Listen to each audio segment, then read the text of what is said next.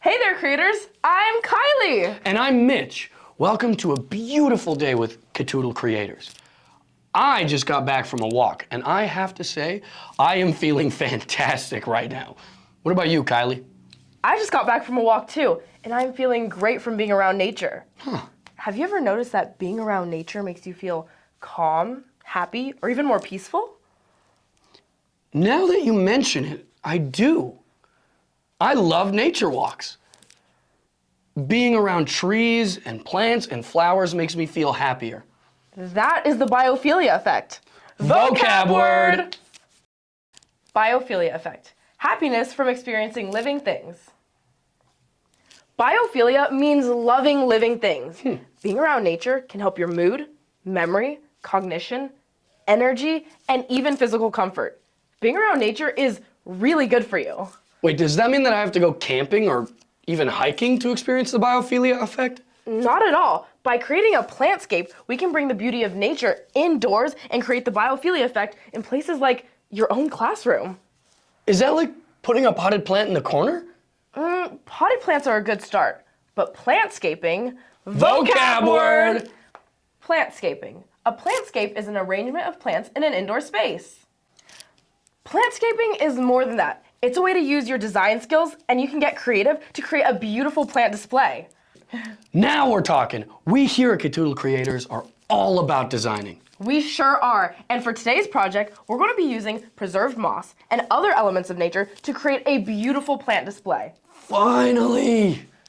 We get to talk about moss. I love moss. I am a big fan. I didn't know you could be a fan of moss. What makes it so special? Oh boy, where do I even begin? Here are a few weird facts about moss. Did you know moss is the first known plant on Earth? It's the oldest living plant. Moss has no roots. Instead, it hangs on through something called rhizoids, which are like hundreds of tiny fingers. So cool. Also, there are over 10,000 species of moss in the world. It grows all over. And moss only needs a little water to survive.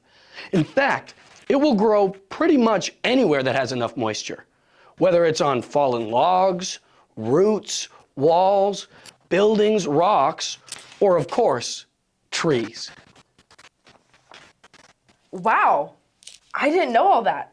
I do know that trees are the perfect home for moss though, because the way their bark is irregular and rough.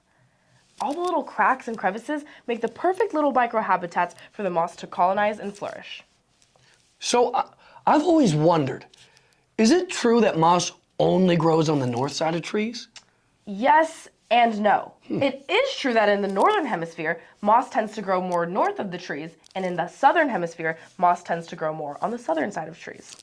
I guess I'd better remember to pack a compass when I'm hiking then, huh? That's probably best. Now, can you tell us the difference between moss that grows on trees versus the preserved moss that we'll be working with today? Well, moss growing outside is alive and needs water and sun. All the things living plants need. But our moss has been harvested and preserved for our project. Without drying up, it will last longer than regular plants. That smells good.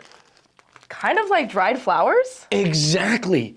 In fact, if you have dried flowers, leaves, stones, twigs, or any other nature elements handy, you can actually put them in your plantscape today. Oh, that sounds fun. I wonder how preserved flowers stay so colorful even though they're no longer living. We actually have some dried flowers here. If you hang it upside down in a cool, dry area out of sunlight so it doesn't fade, the flowers will actually keep their vibrant colors. So kids, next time you pick up a flower, try hanging it upside down so that the stems don't wilt. After a few days, they'll dry and you'll have preserved flowers. You know, I think I want to go on a nature walk and see if I can find flowers to dry so that I can add them to my moss wall too. I know a place that has some. Oh, cool. Yeah. You'll have to show me. Let's go now. Okay, creators, have fun designing and refining your moss walls. And be sure to add plenty of nature elements to your designs. Think about how the biophilia effect affects you. Until next time, keep creating. Okay, let's go. The little squeak my pants make.